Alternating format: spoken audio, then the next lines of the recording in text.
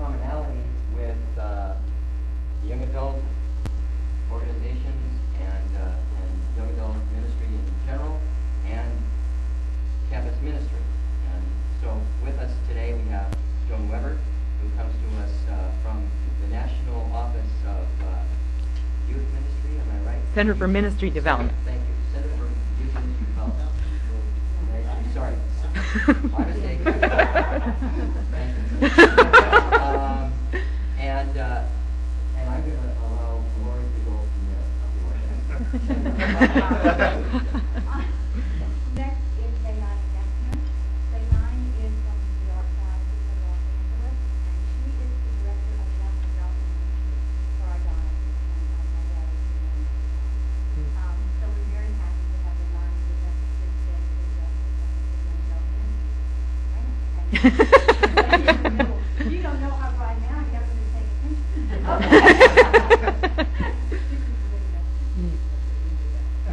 I'm going to keep going, Linda. Okay. The next person in line is David Kraft.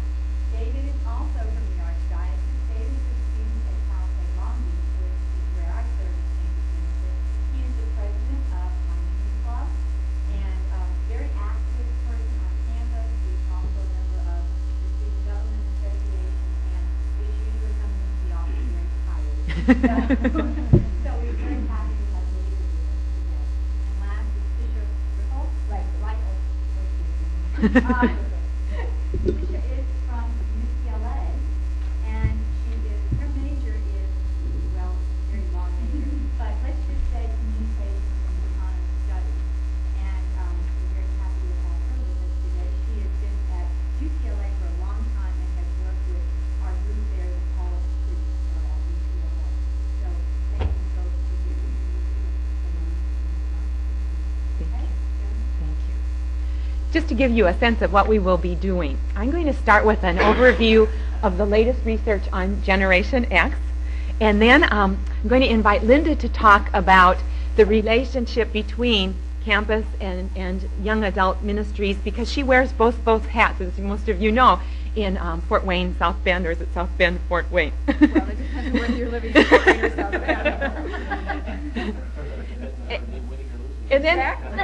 And then we'll open it up after each of us speaks also to your reactions. And then Leilani will talk about the perspective of a diocesan young adult minister, changing structures in that particular venue and the role of the diocesan young adult minister. We are so blessed to have David and Tisha to give us the reality check of where are young adults coming from in this whole issue. Where do they go for spiritual nourishment? As students, where do they see the parish and the campus in providing them with their spiritual needs? So after each one of us, you as also members of the panel representing diocesan directors of young adult ministry will get the chance to respond, challenge, question, whatever you wish to do with each one of us. I also want to say about Leilani, she is the vice president of the National Catholic Young Adult Ministry Association.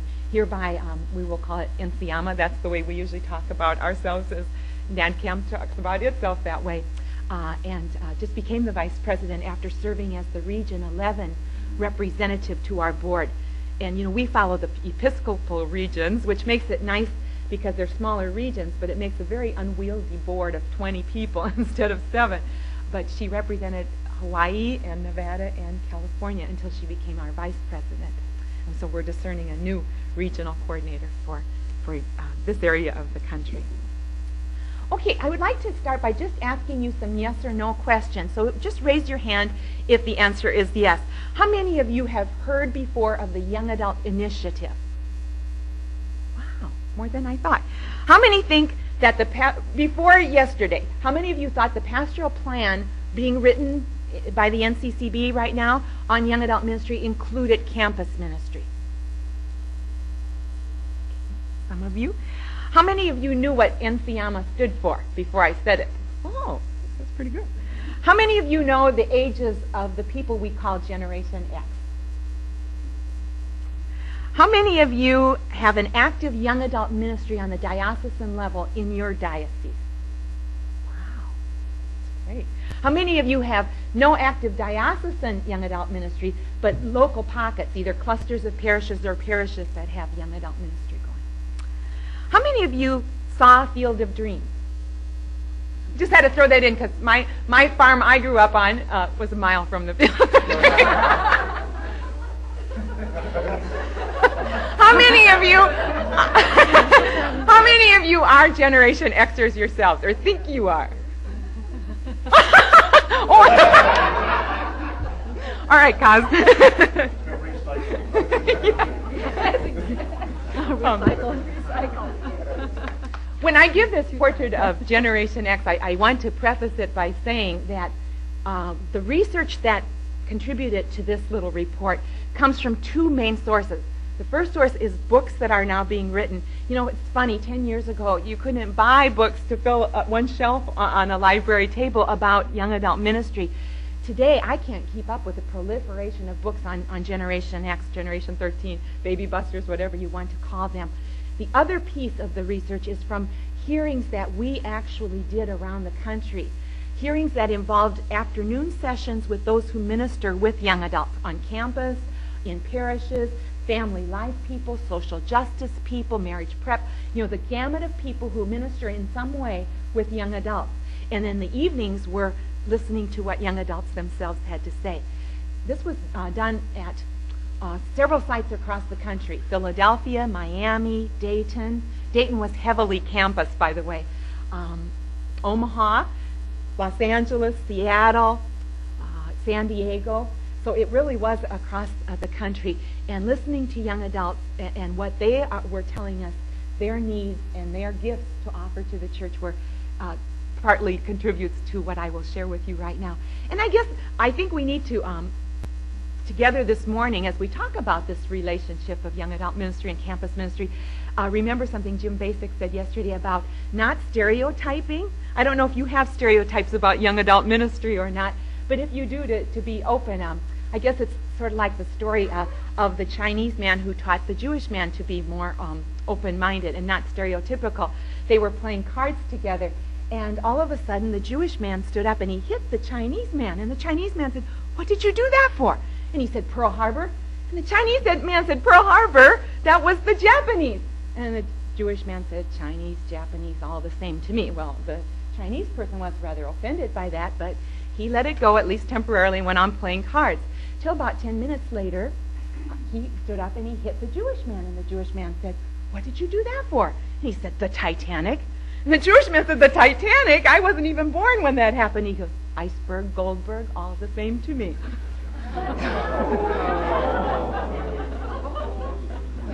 He taught him a very good lesson. Our commonality, we share the passion for young adults. I think that that's going to be the thing that unites us in this discussion this morning. So without further ado, Generation X.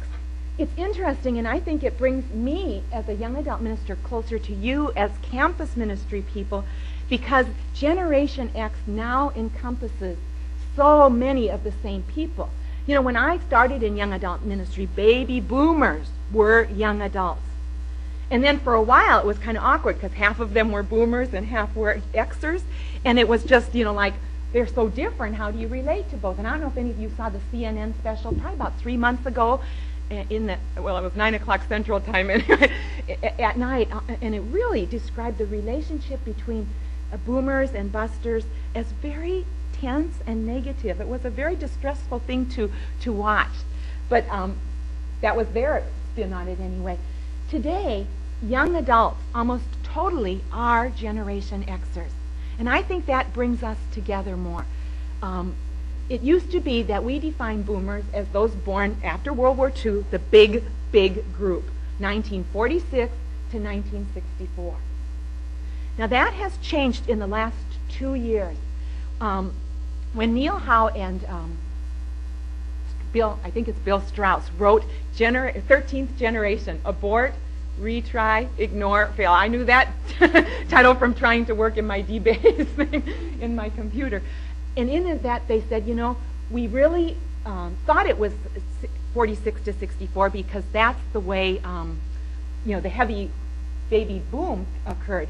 But the last couple years, those people don't have anything in common with the boomers. Vietnam is not part of their lived reality. Kennedy's assassination and both Kennedys and Martin Luther King, that's historical to them. The civil rights turmoil and the rebellion against the authority of all kinds in the 60s, that's history. And uniquely, I think, Vatican II, for us working in the church, that is an historical event for young adults. Sometimes I think we tolerate poor liturgies or different things that happen, those of us who are older, because we say, well, at least the priest's back isn't to us anymore. They don't have that pre-Vatican reference to work off of. And that shapes their vision of church so differently as a result. Now, when we first started talking about busters, George Barna's book in 1992, Baby Busters, the disillusioned generation, there were a lot of negative spins on baby busters. Two words that were often used to describe them, and I think very unfairly, were whiners and slackers. Those aren't very nice words to use to describe a generation of people. I think the more recent research, starting with 13th generation, Howe and Strauss's book, has been much more positive. Now, there's a lady who wrote a fascinating book I highly recommend, just 1995 copyright. Her name's Karen Ritchie, and the book it's not a theology or ecclesial book. It's written for business people. It's called Marketing to Generation X. But in there, Karen Ritchie said, the reason we've really not paid enough attention to Generation X or have used very negative terms to describe them is because boomers haven't gone into middle age very gracefully. We've wanted to hang on to the power, into the energy of being that young adult community. And so we haven't made room for the Generation Xers.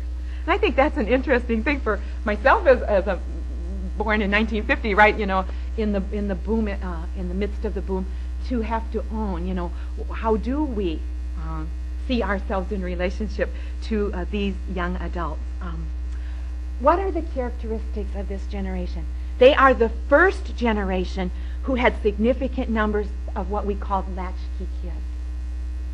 They came home to an empty house. They had the key that opened the door, not mom and chocolate chip cookies and milk. They had significant numbers of two parents working, or only one parent in the home to begin with, and certainly that parent then being a working parent.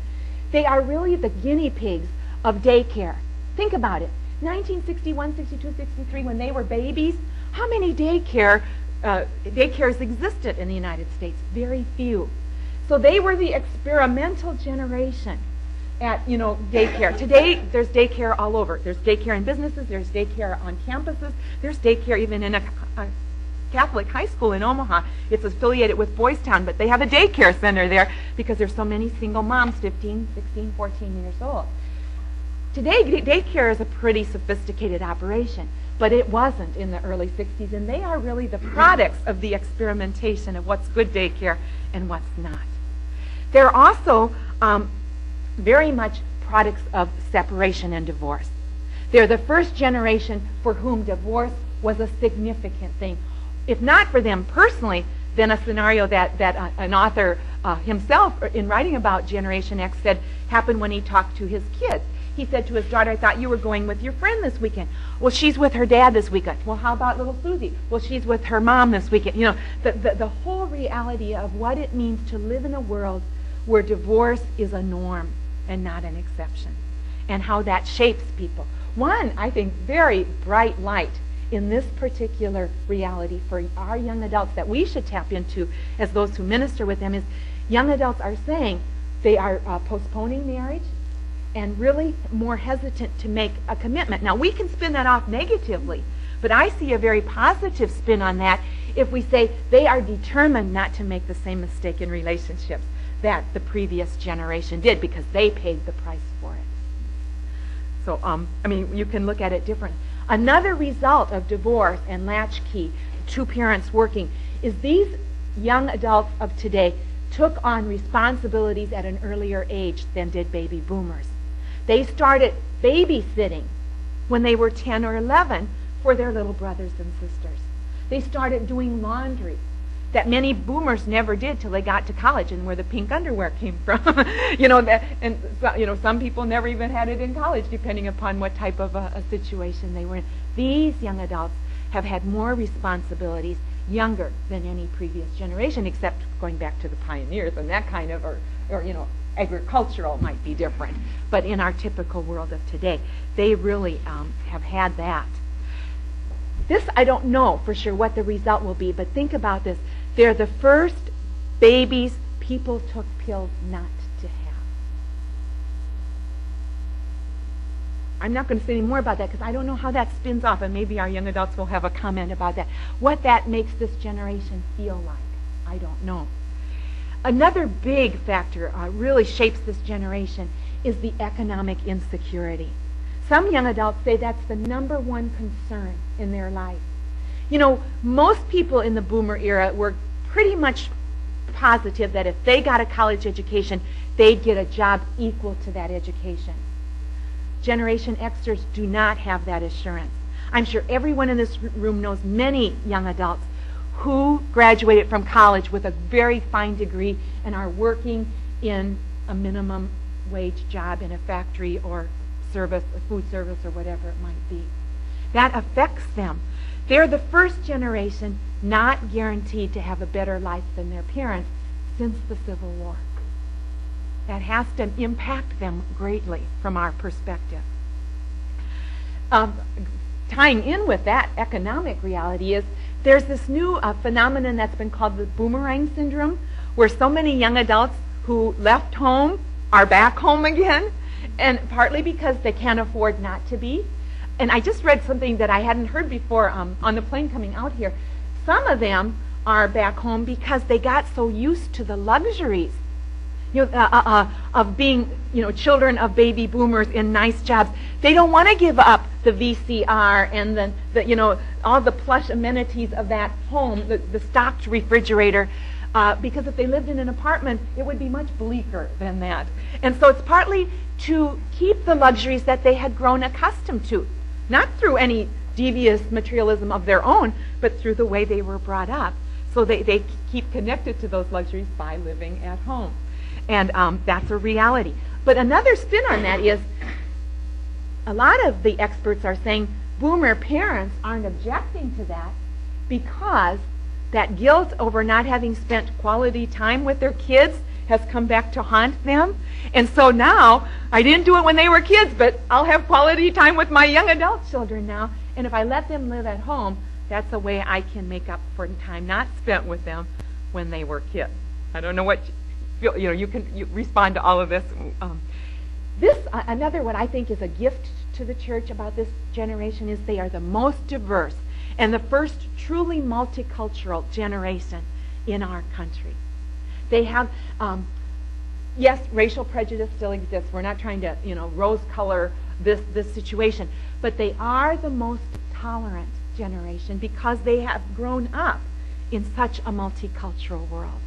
It's fascinating for me, to read statistics like in Los Angeles, I believe, to be Anglo-European is a minority. Isn't that correct? And people think, well, yeah, that's the southern tier. But in my diocese, in the middle of the country, Omaha, Nebraska, 1/10 of the Catholic population of our diocese is Hispanic. Now that is a reality shaped by many different forces, not all of them good. Recruiting people to work in meat packing plants is a big part of that, and offering lies to get them to come, that sort of thing along the Mexican border. But the reality is they're here now. It used to be little rural towns didn't have anything, but my town where I grew up, multiculturalism for me as a German daughter was the Irish people. Those were the only two ethnic groups in my town. No, honestly. And you know what? 2,500 people, 2,499 were Catholic. And the 500th one was married to a Catholic, so he kind of blended in. Those ghettos don't exist anymore. That's so true, though, isn't it?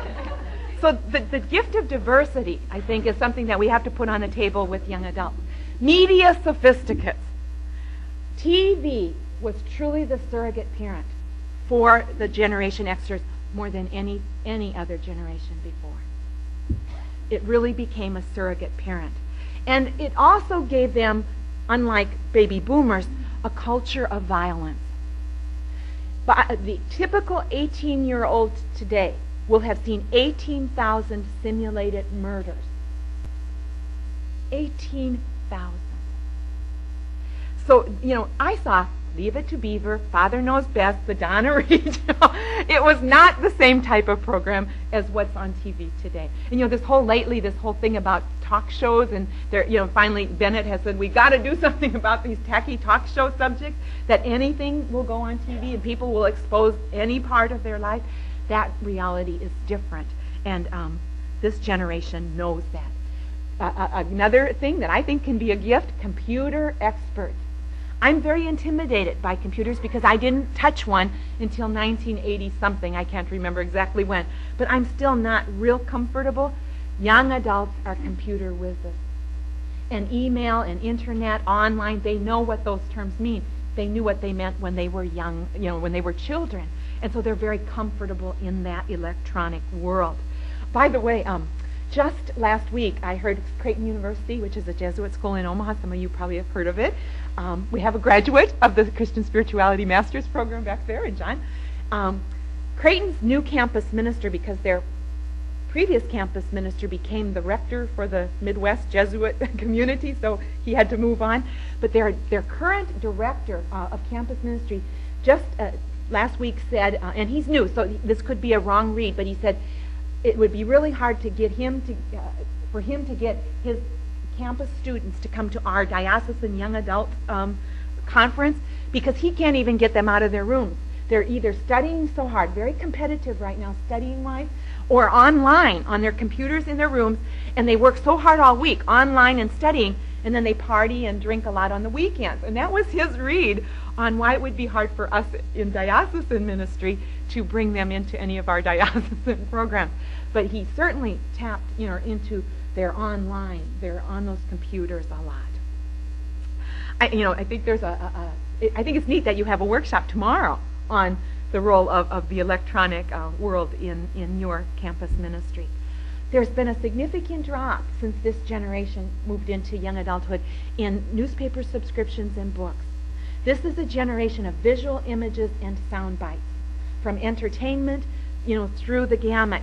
They are used to rapid messages. The way marketing targets them, it's got to be visual, it's got to be quick, it's got to be glitzy, it's got to capture attention right away or they're out.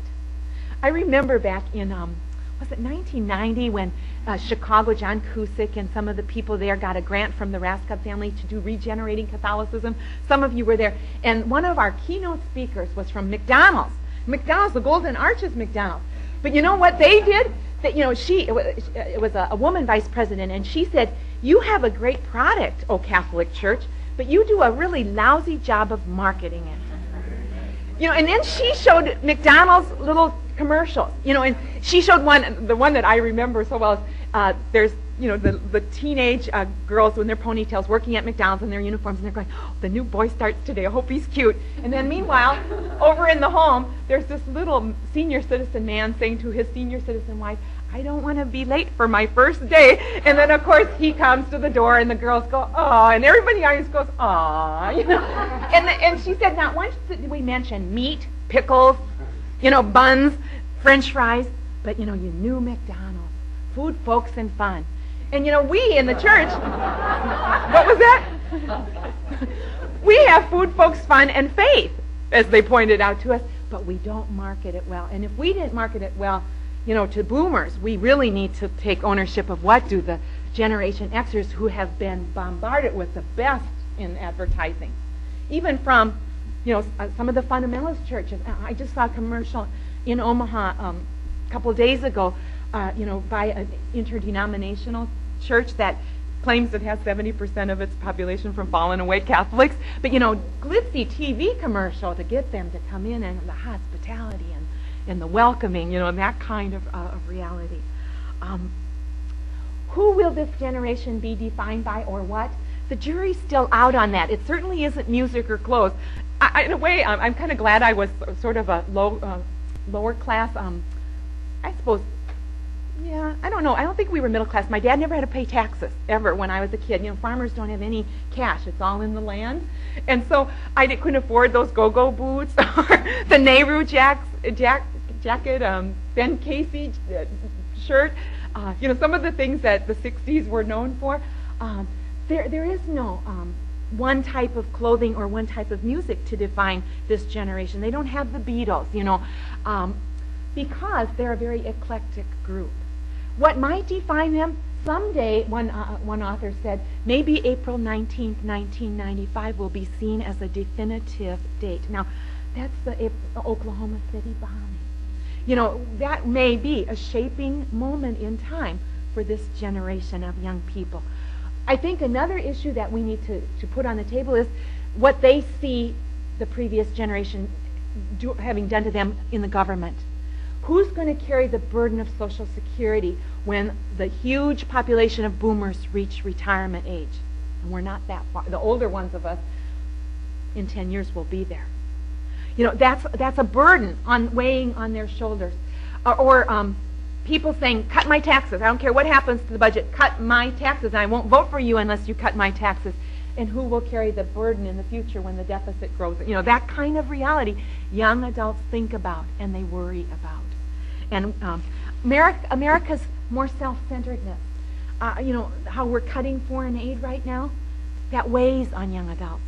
It's doing something to them.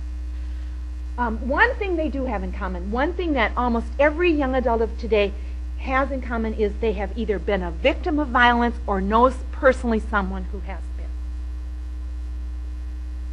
That is sad that that's one of the few things they almost all have in common. That somehow they're either a victim of violence or know someone personally who has been.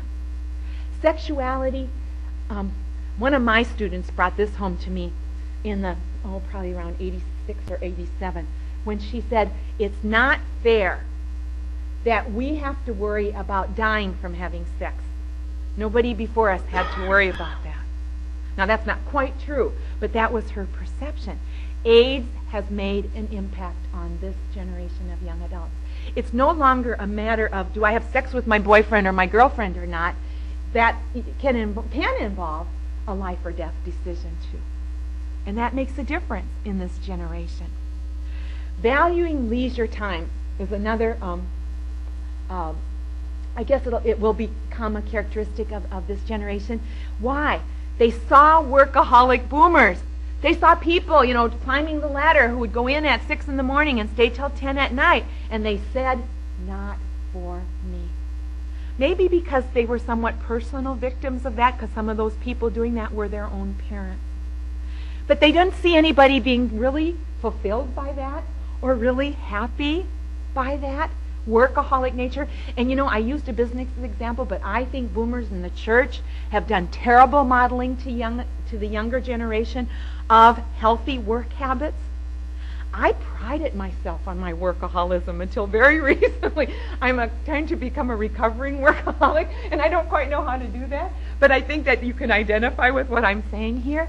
Young adults of today see work as a means to an end, not an end in itself. Now, Karen Ritchie, in her book about marketing, she says employers have to accept that, not fight against it, work with it. It's not necessarily negative. We could say that sounds lazy. It isn't if you probe it, you know, more. It's a defining part of their reality. Consequently, young adults are protective of their free time. Does that mean they're selfish? No. Does it mean they don't volunteer? No. Rates of volunteerism among Generation Xers is very high. It just means free time means free time. And they value that in a way boomers didn't do a real good job of doing. Definition of family. First generation that doesn't use biology to define family. They define family more in terms of relationships than in terms of blood ties. Classic young adult example. And no one working with young adults should be exempt from watching Friends on television. I was ordered to do that by my boss. I wasn't watching it, and I try to be faithful to it. I have taped it for tomorrow night because I won't get back to Omaha till Friday. A movie that has captured the interest of young adults. In our Omaha paper, the secular paper, a couple weeks ago, there was a picture of Creighton students clustering around the TV in one of the dorms watching Friends on Thursday night at 7. Those 6 friends are their family for each other. And once in a while, mom or dad comes to visit, or mom and dad, but mostly they are family to each other in a real sense of the word. And so we need to negotiate with that. Are they consumeristic and materialistic? They've been accused of being that. If they are, who's marketing to them? Who's encouraging them to be? The baby boomers who are in the power positions in the marketing world. So if we name that as a reality, we also have to name who's responsible. Health-wise, this is the most health-conscious, but not necessarily the healthiest generation. These are still people who have problems with drug and alcohol, overuse, abuse, and addiction. These are probably the first generation significant numbers of eating disorders. I speak with a personal passion in that way. My mom and dad have a very interesting, they had an interesting family planning perspective.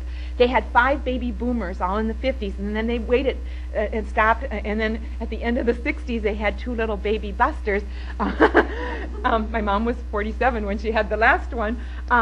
So, we deal with 2 totally different generations between the 5 of us and the 2 of them. My little sister, when she was 15, born in 1967, so truly a Generation Xer, developed severe anorexia. Went down to 79 pounds, a walking skeleton. 3 different mental hospitals, 2 Catholic hospitals that didn't have the knowledge yet then, as we do today, on how to treat that type of disorder. Many young adults and many on campus are bulimic or anorexic, and that is a reality of this generation. So yes, health conscious, but not necessarily healthy as a result. Spiritually, they are just as, if not more, spiritually hungry as any other generation. And we often fail to recognize that because they aren't necessarily religiously savvy or religiously literate, as we talked about yesterday. But no one can argue that relationship with the numinous, with the higher power, with God, is hungered for by this generation with a passion. They absolutely desire the transcendent. One author, a campus minister, by the way, says he thinks that's why drugs and alcohol are still attractive, even though we know so many health problems resulting. But it's one way to connect temporarily with a more transcendental experience. I don't know, how that backs off your experience. Religion, yes. Many young adults say, it's not that I have anything against religion, it's just not relevant to my life. Now, as a boomer brought up in the 50s, relevancy wasn't the issue, it was hell that was the issue. I went in this mess on Sunday, and I knew why, and it wasn't for any noble reason on my part. But there is not that fear that's going to bring Generation Xers into our pews. And if we don't make religion relevant to them, they've checked out. They've checked out. I think it's partly what Jim said yesterday about we aren't runners co-relational. We don't connect our religion with their everyday lives well. Catholic Generation Xers especially, I'd like to just focus on for a minute.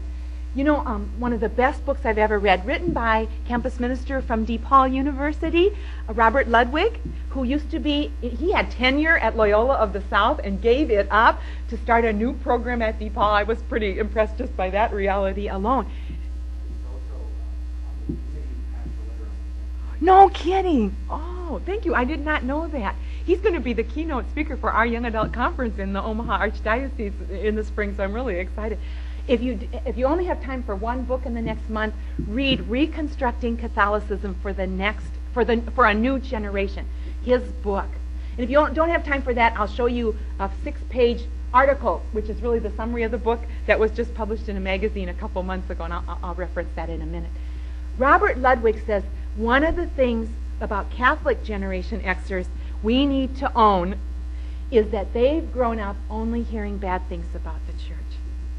because they heard all the squabbles of the post-Vatican II era. They heard the fights between the liberals who said Vatican II didn't go far enough, and the conservatives who said, oh, we should never have had Vatican II to begin with. And they never hear what's good about the church.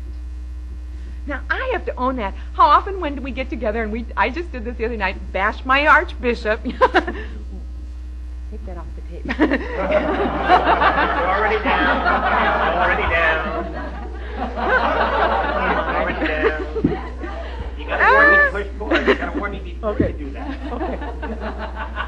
Okay. We fall into that, lamentation, and I think that Ludwig is right. So we need to reconstruct a church for this generation because we deconstructed it. Not intentionally. We were passionate about our issues. We are passionate about our issues. But we have to look at what did we give young adults.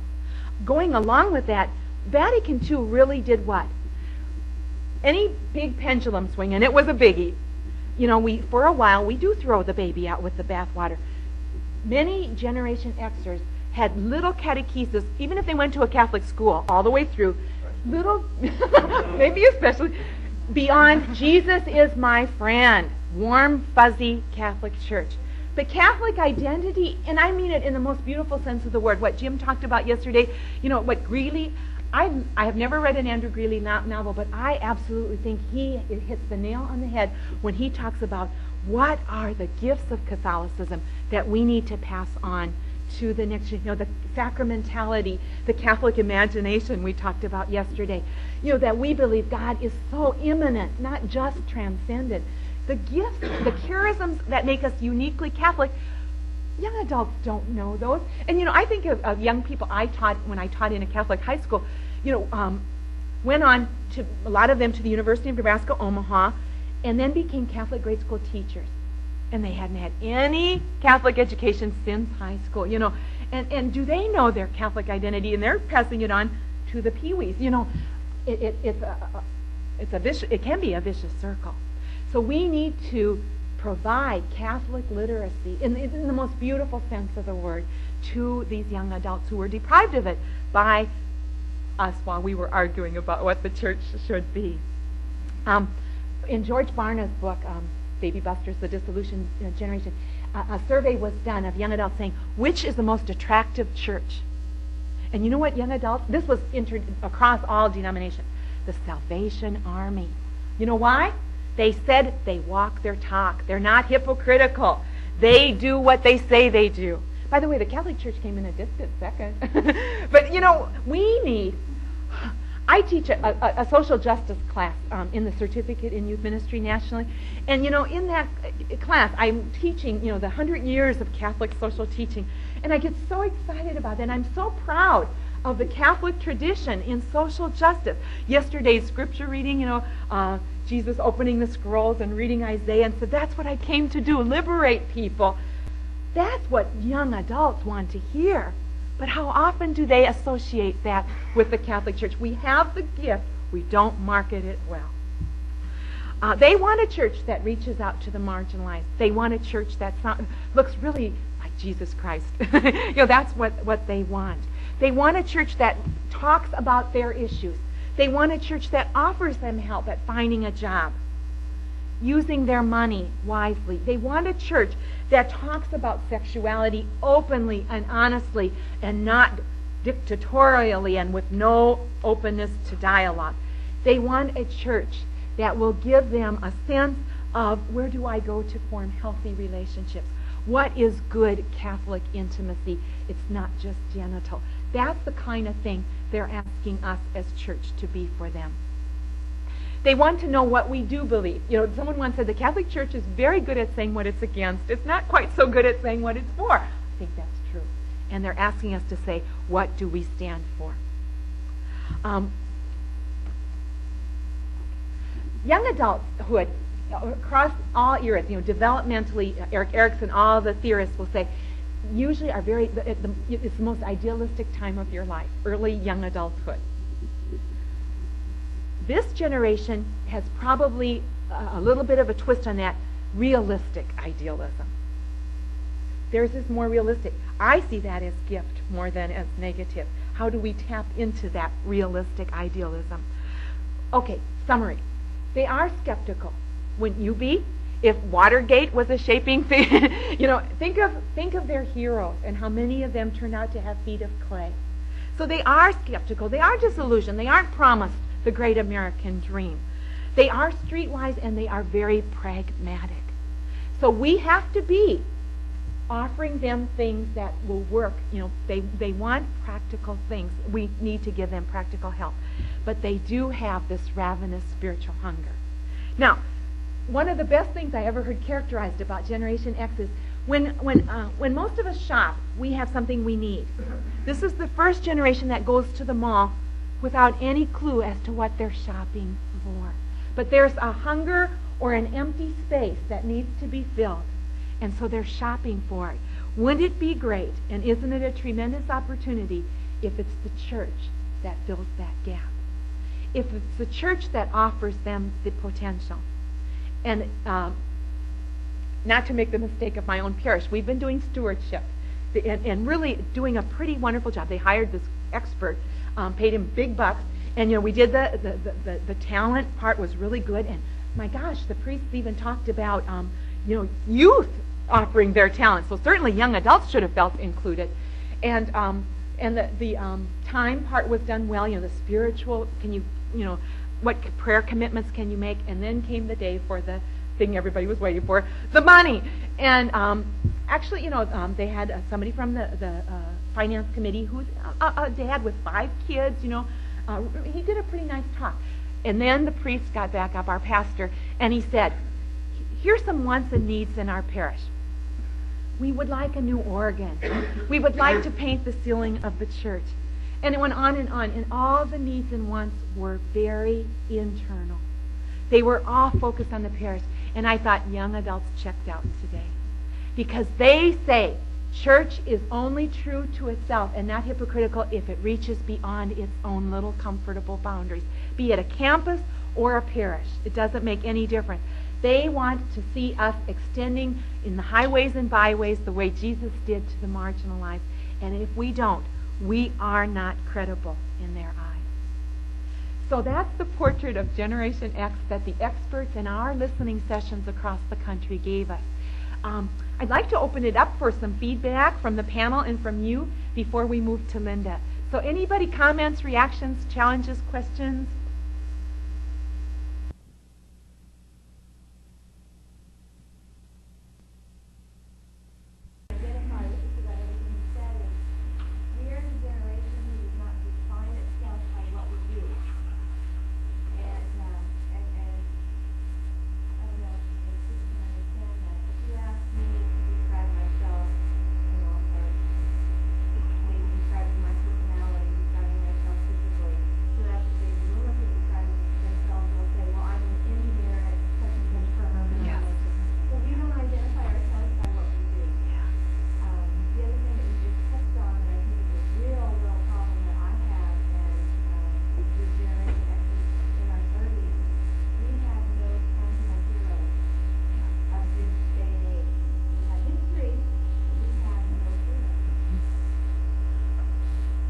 Significant. And then the other comment I wanted to make was those of us who did catechism post-Vatican II were really cool. I had the great honor of being raised with my grandmother. Grandmother lived with us when she died, and I would go to CCD and I'd do all this touchy-feely, wonderful Sunday stuff, and I'd come home and she'd go, "When am I going to teach you the guardian angel prayer?" And then I'd go back the next week and say, my grandma taught me this really cool prayer, and they'd go, no, you can't teach that. You can't share that with the other kids. And so we're cool. Yeah. We are cool. You have. That's very true. I was just going to say 2 things that I agree with the other night. Mhm. I still think they're true. As I'm watching campuses, by the way, great stuff. But for the last 10 years, in a lot of our parishes, and a lot of our high schools, and a lot of other organizations, we've had retreats. We have a lot of young people coming along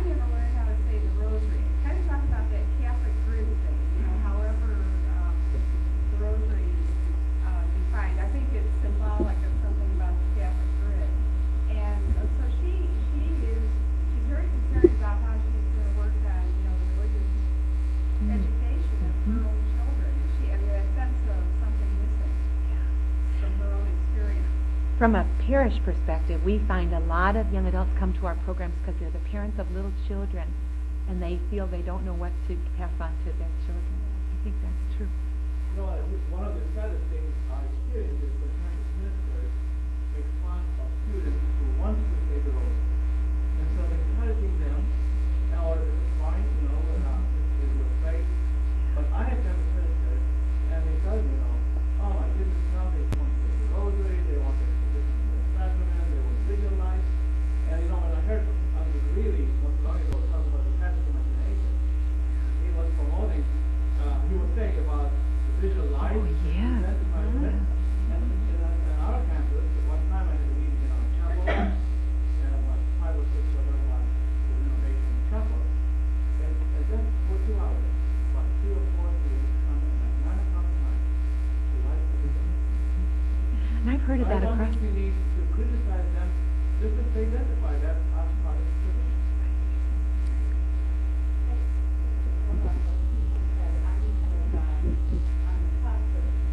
I don't remember much things that things in the number, like Kennedy and all of that. Kindergarten, I think. So, but at the same time, I'm not really a generation after either, because I have children who are 13 and on. So, one of the things that I find most biggest attention for me as the director of campus ministry is that I saw some campus ministers who are generation after, and I have a larger number of campus ministers who are baby boomers. And I experienced some issues around when some of the students want to do things like visualize or devotions or liturgy or having mass or some of the things that we don't have a lot of parish sites in all of the sites. None of them are really kind of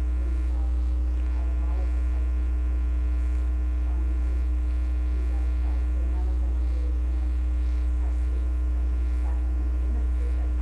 to do mass, to say to go to mass, to rosary, to go to church, and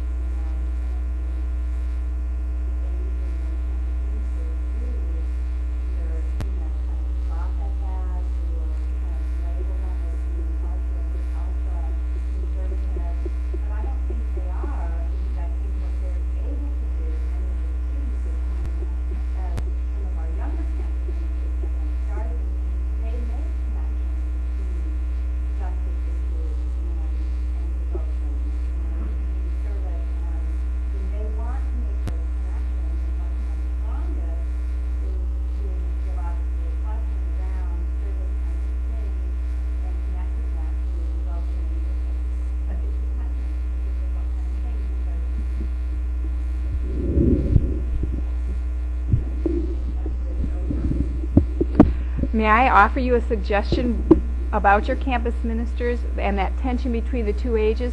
The book that Joan referred to, Marketing by Generation X, is a very small book.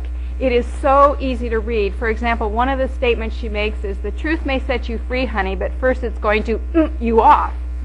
And it describes, she uses that kind of language. It would be a wonderful way to bring your two groups of campus ministers together, because it takes the boomers and their influences on the busters, and it will make the communication connect. And I would encourage you to use it as a workshop and in-service. Make them all read it. Karen Ritchie, R-I-T-C-H-I-E. I've made it required reading for all my campus ministers. Leilani has it here. Oh, okay. Lexington Press. Marketing to Generation X by Karen Ritchie. You will enjoy it. I found myself laughing almost on every page. Because I can see both sides, but because I'm right in the middle there, but Well, you'll see yourself in the book also.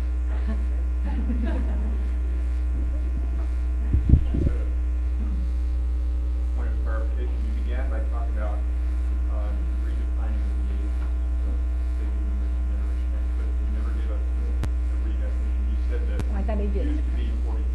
Yeah, now it's 46 to 60, and then 61 to 81 is generation. Sorry. Okay. Now we're going to get into the nitty-gritty of diocesan realities and campus ministry and its relationship to young adult ministry.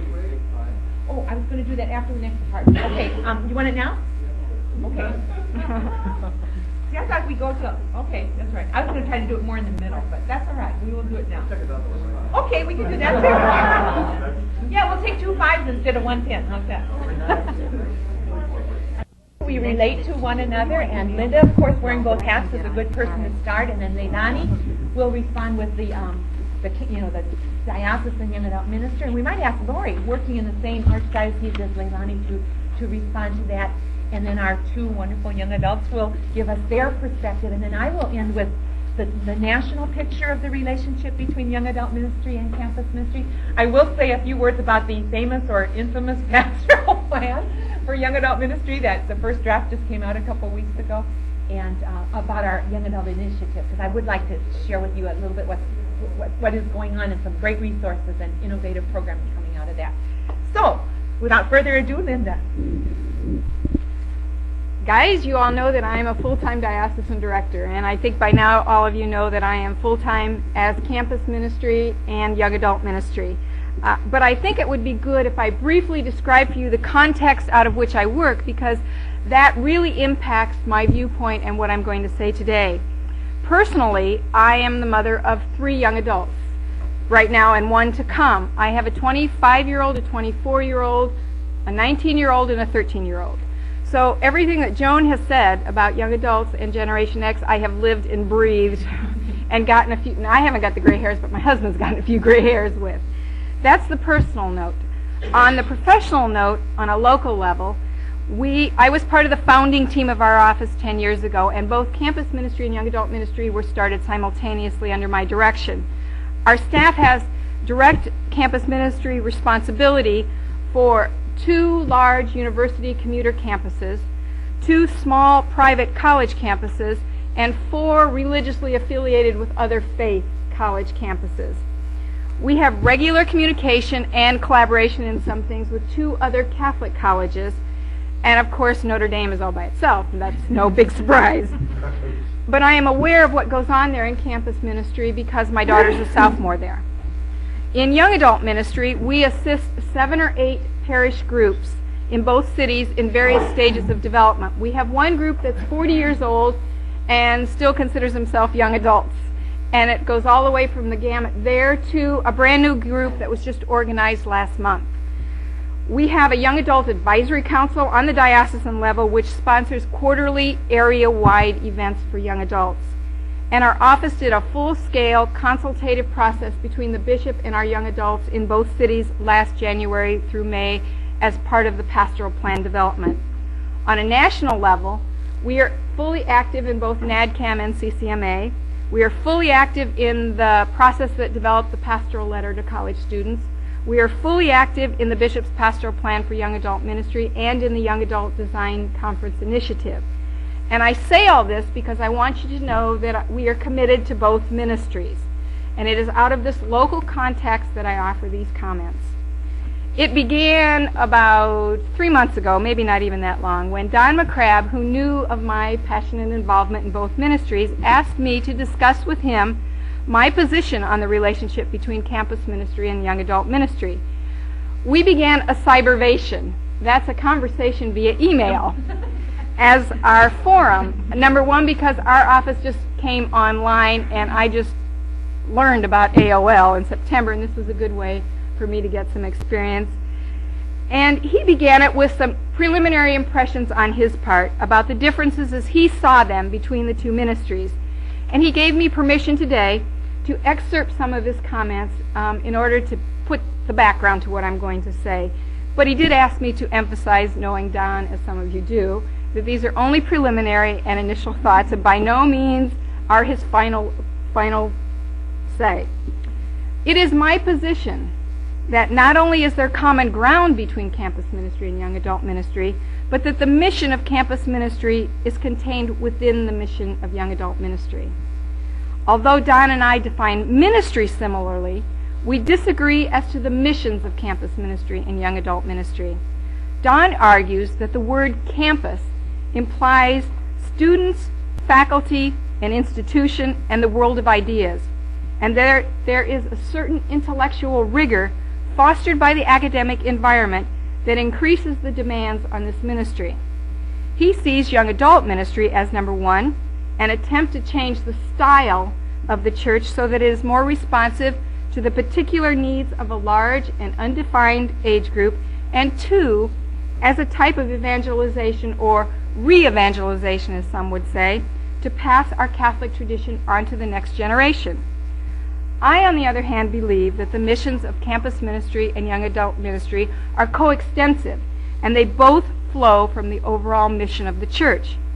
The mission of the church, everywhere and for all times, is to send forth followers of Jesus so that his witness of love and service through us, through the body of Christ, is continued in today's world and in our societies. As baptized and confirmed disciples, we are all called upon to take our personal faith and engage it with our culture in order to advance the kingdom of God. Young adults and young adult ministry receive no exception from the church's mission, and they are to practice it in any setting in which they find themselves, so that they become disciples by living the mission of the gospel at home, in school, in the marketplace. Campus ministry is the same faith-culture dialogue as it occurs in the academic setting. Ministry with young adults is not concerned with style, in my opinion. It is ministry in the same sense that campus ministry is ministry. Support for this proposition, I believe, is found by recognizing the equivalence of these missions as set forth in the documents empowered by the Spirit and our closest available documents in young adult ministry. And for that I use two. I use the blueprint for young adult ministry, which was copyrighted in 1994, and I use the draft version of the Bishop's Pastoral Plan for Young Adult Ministry. I feel if you can find the equivalence in the young adult documents for the 6 aspects of campus ministry that are empowered by the Spirit, then the mission of campus ministry is at the very least comparable to the mission of young adult ministry. A point-by-point comparison, which I did in detail for Don, of the 6 aspects that are found in Empowered by the Spirit, does find comparable aspects in the young adult documents, and validates, I believe, my position that young adult ministry is much more than an attempt to change the style of the church and get young adults to see themselves as Catholics and practice their Catholic faith. What is young adult ministry? In the definitions that I found in the documents, I defined it as young adult ministry is the church's response to the needs of young adults. The church invites them to share their gifts with the larger community and challenges them to live gospel values in the world. Those are phrases taken from the documents. What is campus ministry? The definition taken from Empowered by the Spirit is the public presence and service through which properly prepared, baptized persons are empowered by the Spirit to use their talents and gifts on behalf of the church in order to be sign and instrument of the kingdom in the academic world. Now, for me, the key and comparable phrases in these 2 definitions are share their gifts and use their talents and gifts, and live gospel values in the world, and be sign and instrument of the kingdom in the academic world. Don would like to distinguish campus ministry because there's a certain intellectual rigor that is fostered by the academic environment in the world of ideas. From practical experience of working with young adults, I see little difference in the intellectual challenge to young adults' beliefs, whether on or off campus, by academic disciplines or by marketplace ethics.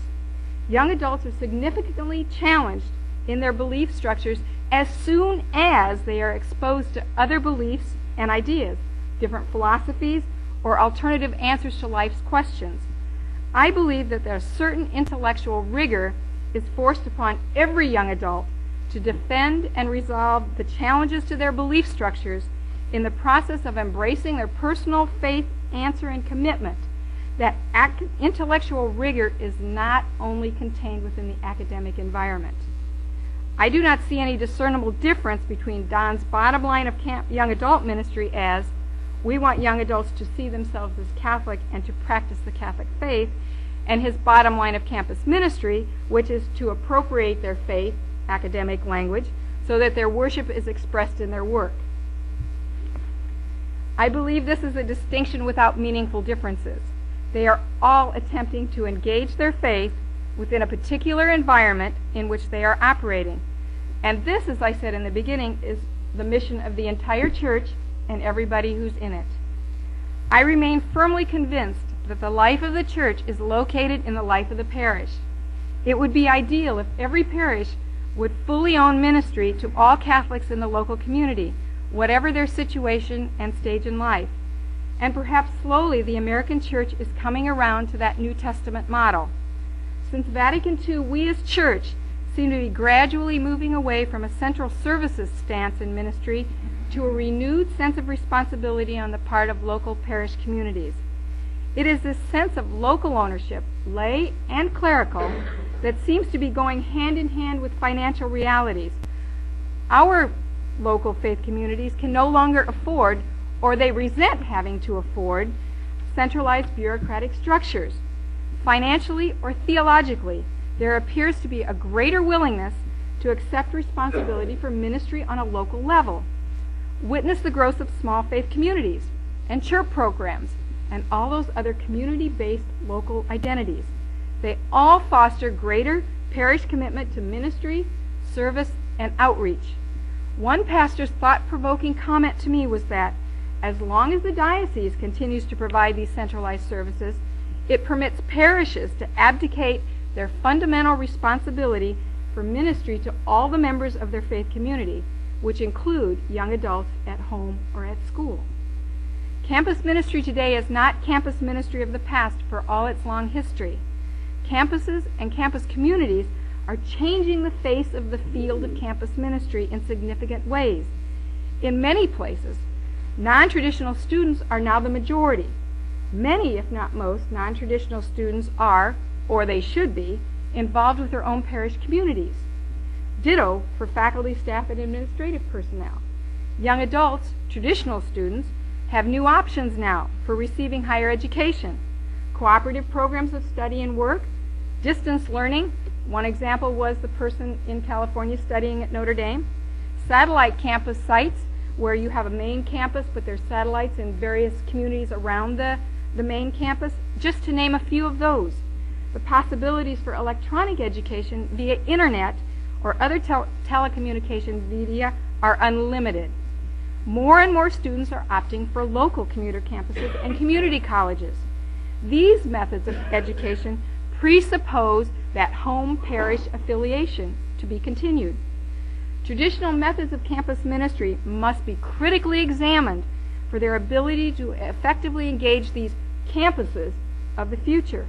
Campus ministry of the future must be willing to evolve, to change, and to remain open to new ministry options, or as a ministry, I fear it will be unable to continue this dialogue between faith and academia in relevant ways. An example that already hits close to home is that immediate and urgent need to study parish-based campus ministry as a viable, non-traditional campus ministry alternative. In my opinion, there's no reason why parish-based campus ministry cannot be considered a parish outreach to college students or a form of young adult ministry. Empowered by the Spirit was a powerful document, and it spoke with conviction to the realities of 1985. It still is a powerful document, but today's realities, especially in our rapidly changing worlds, are different, and tomorrow's realities are anybody's guess. The fact that empowered by the Spirit may not be as relevant today or tomorrow must at least be entertained. There are numerous cases of church documents, landmarks of their time, that have been subsequently expanded, refined, or have served as a catalyst for new documents that more effectively address different cultural realities. The draft of the Pastoral Plan of Young Adult Ministry includes within its scope both campus and young adult ministers, young adults at home, in school, in the marketplace, parish, and campus church. It speaks to the broad arena of young adulthood, stating that young adult ministry needs to be present where Catholic young adults interact in the parish, within the diocese, in movements and associations, on the campus, in seminaries, in the military, etc. In my opinion, the pastoral plan widens the horizons of Empowered by the Spirit and places campus ministry in a new and broader context. As a result of these reflections, I offer my controversial opinion that campus ministry can be considered a specialization, a ministry with a special focus within young adult ministry. Over and over again, the pastoral plan for young adult ministry uses the words "in the world today," "in society today," "in the local community," "in the marketplace." These are broad arenas. Young adult ministry engages in these broad arenas many, if not all, of society's institutions and today's culture in the faith and culture dialogue. Using the word specialization acknowledges campus ministry's important role, its specialty, of engaging one of society's institutions, the academic institution, in the dialogue of faith and culture, and its efforts with all the other church ministries in fulfilling the overall mission of our church.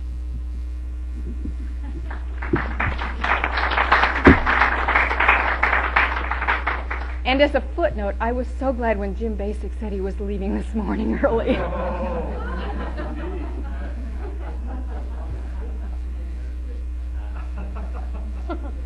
However, Joe's still sitting over there. Any questions? Linda, I would just say, what I see going on, because I happen to be in the diocese where we don't have any sense. I cannot make it without being in the young adult ministry. I'm not so sure that it isn't for the specialization. I just a great job. Well, we'll see what Don has to say. He hasn't responded yet. But I in general agree with you wholeheartedly, and my job description is the same as yours. Mm-hmm.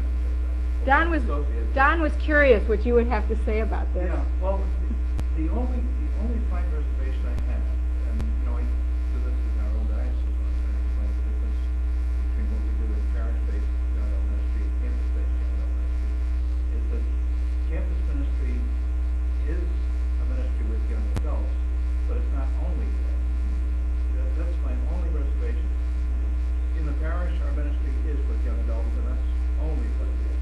But on the campus, it's ministry with young adults, it's ministry with faculty, it's ministry with the institutions, it's ministry with staff. We do a lot of ministry with older adults, but campus ministry. So that's my only slight reservation. If you define campus ministry as ministry with young adults on campus, then you're absolutely right. But I'm not sure I would want to define campus ministry as ministry with young adults in an academic setting. It is that, for sure, but it's larger than that. That's my only reservation. Other than that, I think you did a superb job describing that. And of course, I had to take that into consideration in my thinking before I responded to Don's comments. That's why, initially when I said it to him way a long time ago, I used the word subset. And Jim used the word subsume. I changed that to specialization to account for that focus that you talk about. I looked around and I saw the medical profession. They're all doctors, but there's specializations in which they take other things into consideration besides just being a doctor. And that's how I came up with the word specialization, because that has to be factored into it.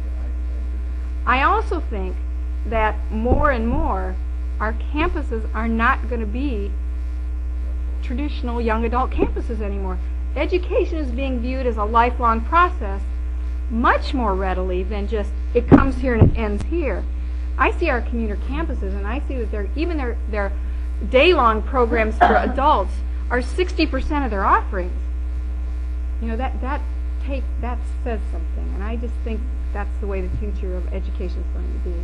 That's my response to you. Joe, do you want to add something? I think Leilani will have something to say, but I thought it was ironic. Yesterday, Jim used the term general practitioners, and I had used the same for my closing remarks. I was going to say, I thought we were, the way I always saw young adult ministry and campus ministry as someone who comes from the young adult ministry side was, young adult ministry is the umbrella for lots of different types of young adult ministry. campus ministry is a unique, specialized type. And if you put politics aside, because I think that really hit some buttons with people because they thought they're trying to take our turf away. And not at all, because I wouldn't ever be a brain surgeon. I think young adult ministry, like we all have to know about Generation X, but the specialization that campus ministers have, the brain surgeon, you're the brain surgeon. Do you see what I'm saying? That's what I saw as the relationship. I think it's the political side that makes us get tense about it. I really do. If we're worried about turf, but we're talking in general terms, young adult ministry. And I think when Leilani talks about what she does, it's more than just to young adults. In fact, the majority of her. Why don't we take yours? Should I? Any other comments before? I think we go ahead. Well, my topic was the diocesan perspective, and one of the areas was the restructuring of our diocese. I know across the nation a lot of our offices have been downsizing, and I know our own Archdiocese of Los Angeles had gone through that downsizing a few years ago. We used to have 2 full-time young adult ministry staff plus 2 part-time young adult ministry staff. Now we're down to 2 young adult ministry staff, and we should be very thankful for that because I know across the nation that's not true. Some people don't have that.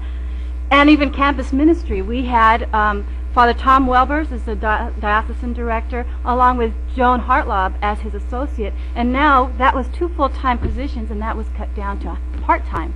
Lori's working part-time at the diocesan level, and then as campus ministry at Cal State Long Beach. So you'd see that there is a lot of lack of resources. The downsizing was because of financial restraints, financial limitations, as well as the resources. Our higher ups look at the overall results. They are the perennial numbers game. They're seeing how many people are attending the different events and programs. If you're not producing the numbers of people, then they're going to cut your program. And so that's something that we have to deal with, and I think what we need to do is to work smarter. What we've been doing is trying to work so hard, but maybe we're putting our energies in the wrong places. And because of that, I've had to relook at my job and see where's my focus going to be? Where am I going to be more effective in working with young adult ministry in our diocese? And so I see the role, first of all, I'd like to just say that some of the roles of our diocesan leader is to be a servant leadership person, a servant leader. Because oftentimes, people in the parishes look at the diocesan person as the evil one, or the one that is overlooking us and where we need to serve them rather than the other way around. Because as a diocesan personnel, we really need to be servicing our parishes and our local people, to provide the support and the resources. Another part of our role as a diocesan staff leader is defining who our audience is. Sometimes what we do is we try to serve everybody, and then that waters down our own services. And that's why when I say we need to work smarter, let's see who is it we could target and work with those people so that it can kind of blossom out. And in the past, young adult ministry in our diocese, we did both, and we still kind of do both, but we're trying to refocus more on training leaders. In the past, we did direct services where we do the event and all young adults from all over the diocese can attend that. And that didn't work very well because, we have 3 million Catholics in the Archdiocese of LA, and if we get a conference, we have 1,500 that come. Really, if you're looking at the numbers, that's not really effective. So what we're trying to say is, Honey, good people number, here though. like 10. but if you're really looking at it, without any emotion or just logically looking at the numbers, because our higher up people are looking at just numbers. We put a lot of blood, sweat, and tears into this, and to get 25 people, 30 people, 50 people to an event is a big deal for us. But for someone looking at numbers, well, you spent this much money, and so how much is this per person? Like we put together a conference booklet. They're saying, well, your book is costing $1 a book, and you had 1,500 people. So it's kind of like that kind of a tension. So what I'd like to say is that what we're doing now is focusing our energies on developing leadership. There's the leaders, and then there's the general population. You have the leaders that work in the parishes, and I'm talking about young adult ministry. We'd like to be able to support their efforts and give them the resources needed to help them do their job better. I think of the model that Jesus Christ had. He had 12 disciples, 12 apostles, and he spent a lot of time with them, developing them, training them, empowering them, and then they went out and they built churches, and they went and had relationships, small faith communities. That's why I think the small faith communities today are really flourishing, because there's that relationship that people need to with each other, that support system that they have, that they can go out there and do the job, come back and say, well, you know, this didn't work, or this worked, and we can share the kinds of success stories or failure stories. Another area that I'd like to mention is that sometimes what we're looking at is having to share the vision, mission, and goals. As a diocesan leader, we need to be able to communicate that to the people that we're working with. At the parish level, young adult ministry is relatively new compared to the history, the life of the Catholic Church. So 15 years in our diocese, it started in 1980, is very, very new. And people began young adult ministry, but they had different kinds of visions. You know, some people started a singles group, and other people started, you know, Partners for Christ. You have different movements, retreat movements. A choice retreat is one where, you know, people who are single, who may have done that as a choice, but some people may want to still get married, but they're single, unfortunately. You know, so we need to be able to have one common vision, share one common vision. And one of the roles I believe a diocesan director needs to have is to be able to communicate that kind of vision to all the people that they'll be working with as leaders. I'd like to let you see this. This is a newsletter that we put out on a quarterly basis for our diocese, and in it we have our vision statement on the inside cover. And this is something that whenever we go out, we promote the vision statement to the priests, to pastors, to young adult ministry leaders, so that they understand what young adult ministry is. Because oftentimes they get mixed up with youth ministry. You know, oftentimes they say they thought they were the high school students, but we're saying no, we define young adults as singles and couples in their 20s and 30s. And so we need to always come with that definition. So whenever you say young adult ministry to singles and couples in their 20s and 30s, so that they connect that as a whole, not just young adult ministry, oh, it's youth ministry. So that's one area. Mission statement is important, because from your mission statement flows all your programs and events and activities. Because if we don't have a central focus, you could be all over the map, and then you're going to be working harder, not being effective in reaching out to who you're supposed to be, who your target audience is. We're actually revising our mission statement for the Archdiocese Young Adult Ministry, and that's to reflect more what the Generation Xers are looking for. And through those open forums we conducted last year, it seemed that the young adults are really hungering for spirituality. They want to know more about the Catholic faith. And so as a diocesan office, we need to be able to respond to that and to offer programs that can support their hunger to learn more about their faith in a way that is relevant to them. Because, you know, they can go to a religious ed class, but sometimes that is just more of a classroom style, and young adults really want to be able to interact with each other, to share their own faith experiences, and to, you know, to be able to pray together those devotions, the rosary, the Blessed Sacrament. And I affirm that that part of the movement now to come back to learning more about our different what's the word traditions. You know, one of the things that we're doing is that our diocese is large. We have 286 parishes, and it's spread all the way from Santa Barbara to Pomona. And so we've broken them down into 5 regions. And a lot of these parishes are doing young adult ministry in their own little ways, and sometimes they come up with 5, 10 people attending a program, and, you know, they're disappointed and discouraged because next door is Church on the Way or Calvary Chapel, and they're attracting 1,000 young adults on a Friday night every week. And we need to look at that and be able to respond to it. So we're saying we're going to create our own little Calvary chapels, our own Church on the Ways by regions. And we're looking at the leaders in each of the parishes and getting them together to say, okay, you guys, let's work on something together. Let's cluster our resources. Rather than me and you and you and you and you doing something separately, all on different nights, let's pick a day of the month that we can all get together. Let's support this. You know, you guys bring the refreshments, you guys provide the music this month. You guys give us the speaker, whatever, hospitality, greeters, what have you. Let's bring them all together and then promote it in our own parishes. And so this is something we just started. In June, we did one in San Fernando Valley, and that's growing. You know, we have about 60 young adults that gather once a month on a Friday night. And what we want to tell our young adults that come to these meetings is, you know, don't just be by yourself. You know, don't just keep it with young adults here. Go back to your parishes and work in your parishes, because your fruits are what the pastors are going to be looking at. How are you participating in the life of the parish? Because oftentimes in the past, I think young adult ministry became just by themselves, you know, like an island onto its own. They're the singles group, they're the young group over there, and they just do everything by themselves.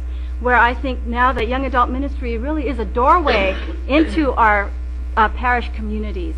You know, that is one way young adults can get involved. You know, there are many other doorways. You have religious education, they can become catechists. We have the choirs, they can come in through there.